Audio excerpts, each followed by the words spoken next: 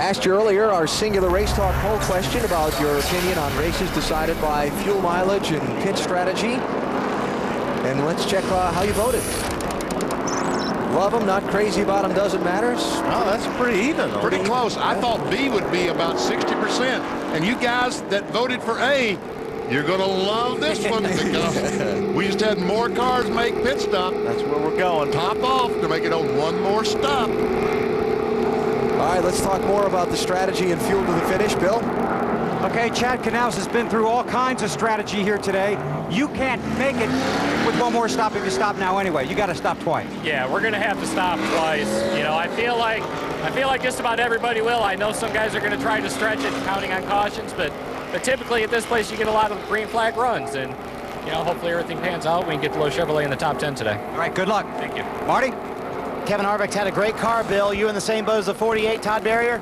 Well, we're, you know, we had kind of have to stretch it here a few more laps to make it on one more stop. So we feel like this last caution wasn't going to play any effect in it. We're still going to have to stop 2 times to this point. So we'll just have to see how it plays out. Seems like we're getting a caution every 15 laps or so, so we'll just come in on the next cycle of things.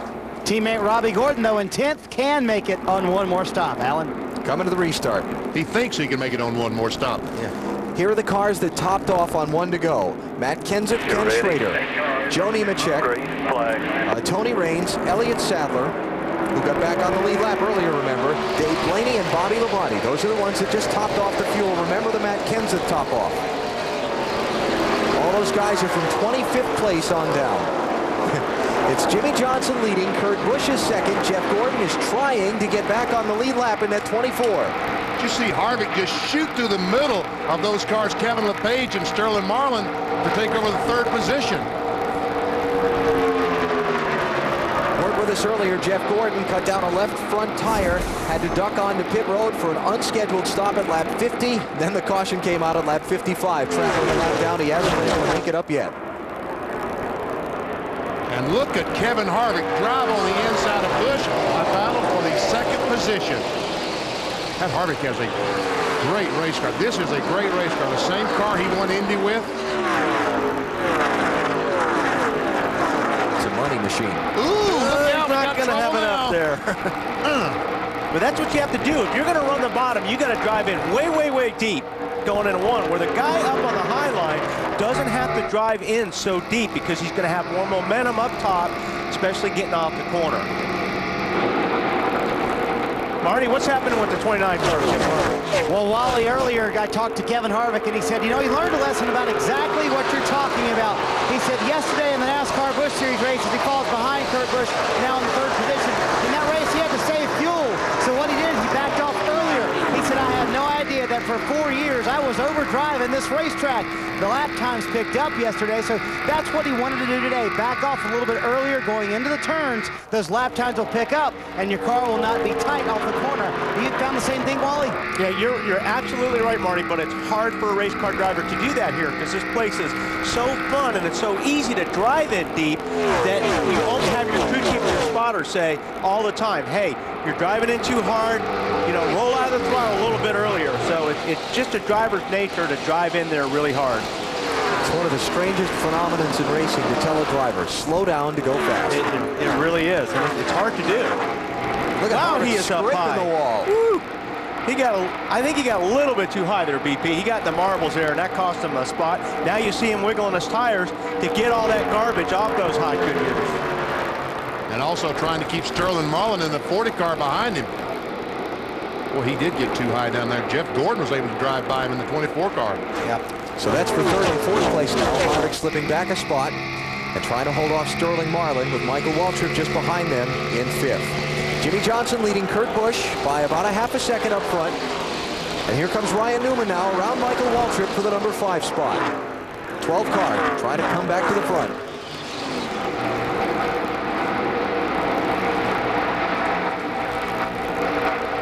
You know, Kurt Busch won here back in June in the last race at this track. Didn't lead until lap 177 of 200. Here we are just at the halfway point of the race, and he's up to 2nd. Farthest to the front he's been all day. Evidently, they've been making some adjustments to these cars because we heard him say on the radio that it's so tight off the corner he couldn't stand it.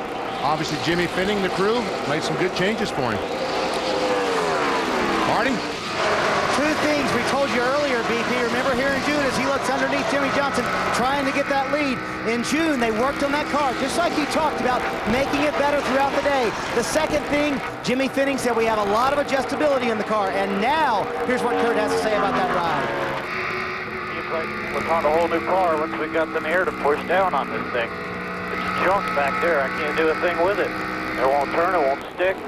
Out here, I got a little more racetrack than I need. and that's where these cars have gone. It's gone to these cars are so dependent on aerodynamics now. You've got to run these cars really soft spring-wise so you can go through the air and that air push down that car, push down those Goodyear tires into the asphalt. And if you get around another car, BP, when they steal your air, it takes the stick away from the tires. That's right, because these tires are very, very hard. They slide across the racetrack. If you have that full air complement pushing down on the car, it makes the tires stick a great deal better.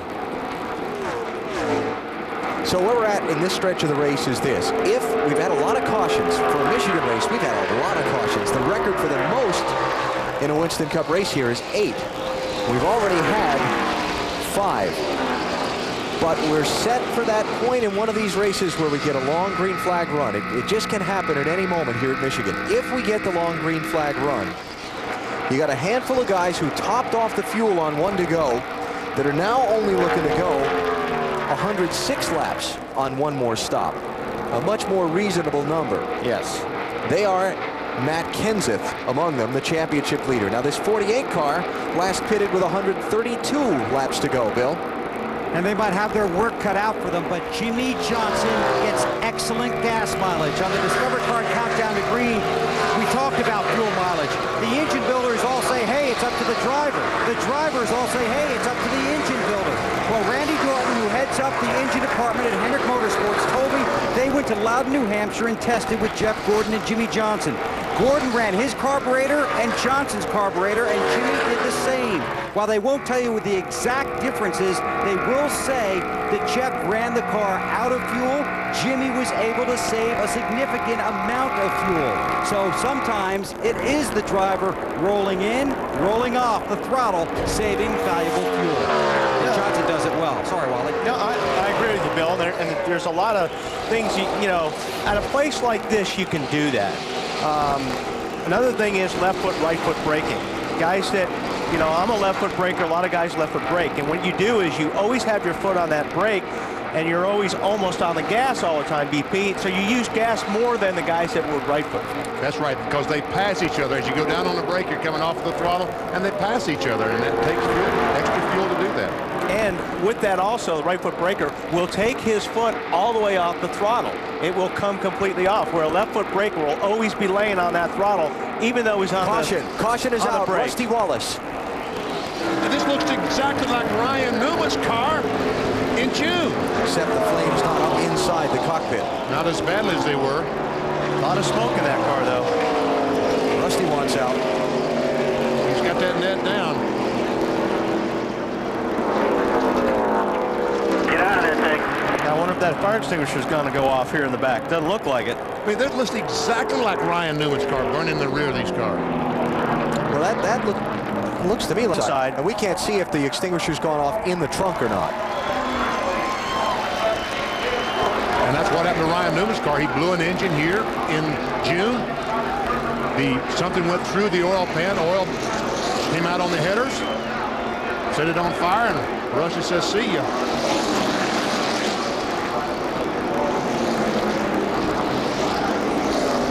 They're going to close pit road because of where Rusty Wallace's car is, and they've got some safety equipment out on pit road as well. We'll take a break. We'll be back. NASCAR Winston Cup Racing from Michigan International Speedway. Brought to you by Chevy Trucks, the most dependable, longest-lasting trucks on the road. Discover Card, it pays to discover. Stacker 2, the world's strongest fat burner. Burn fat, crush cravings, and supercharge your energy. And Walmart, always low prices, always. Under caution, pit road still closed here at Michigan. Check your mailbox for a specially marked Valpak envelope or log on to TNT.tv to register for a chance to win a VIP race weekend, including a meet and greet with Richard Petty, courtesy of Valpak and TNT. I'm going to rephrase that next week because I always stumble over that combination of words. All right, caution out for the 6th time here at Michigan because of Rusty Wallace having a problem going off into turn 3. Lost an engine. And I'll tell you what, there's probably a lot of oil on those front tires and rear tires, so Rusty did a good job keeping it out of the wall. And there's where something went through the oil pan. The oil gets back on the exhaust system, catches it on fire. And he can't see on top of that. Yeah, you can see nothing. I would imagine that they're directing, Earl Barber is probably directing him from the spotter stand where he can turn when he can't turn.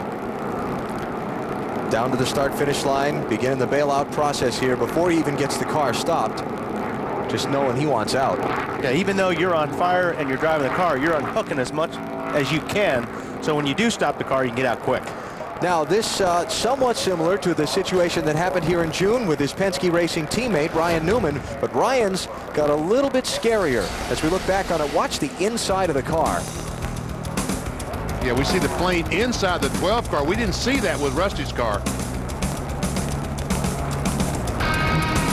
And Ryan's spotter, John Erickson, that day, directing him to where one of the fire trucks was parked at the bottom of turn 4, where he stopped, got out of the car, and the safety workers were able to quickly get there and extinguish the blaze. But doesn't this look exactly like Rusty's car when it stopped? Exactly.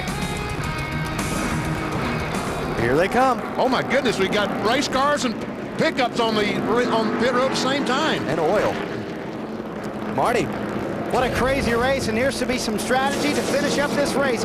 Kurt Busch comes down in 2nd place. He said, guys, I cannot lose track position. We are keying out front. Clean the windshield a little bit tight. Half pound on the right front. Kevin Harvick on the bottom of the screen in 3rd, 4 tires, no changes. Bill? Jimmy Johnson in the 48 car, chassis adjustment, and they're going to adjust the inner liner pressure to try and make the car handle a little bit better. Had some lug nut issues earlier in the race. Not this time, he's on his way. Almost got clipped by the 43. Well, the 97 took 4 tires, but I think there's probably a few of those guys in front of them that took 2, obviously. Matt Kenseth came in. Did he really? We talked about that he might be one of the guys that stayed out. They came in. There he is leaving pit road. Got 4 tires. Well, I guess you would need to take 4 tires, and you're going to want to only take fuel only or fuel in 2. So get the freshest left side tires on now so you don't have to worry about it for the rest of the race. Matt? The 0 car of Jason Leffler stopped about 8 pits away from when he stopped. He feels like something is broken in the drivetrain. Remember, they do have concrete pads here for the Indy cars. He pulled away. The car never started to get up to speed, and it just rolled. He tried to roll it out of the way. Heartbreak for Jason Leffler. A great run going today. Some of the guys who did top off on the 1 to go earlier stayed out this time. Looks like Ken Schrader might be taking over the lead of this race. So we'll see what happens here when we come back to Michigan in just a minute. Let's check. How about Greg Biffle as your new race leader? All right.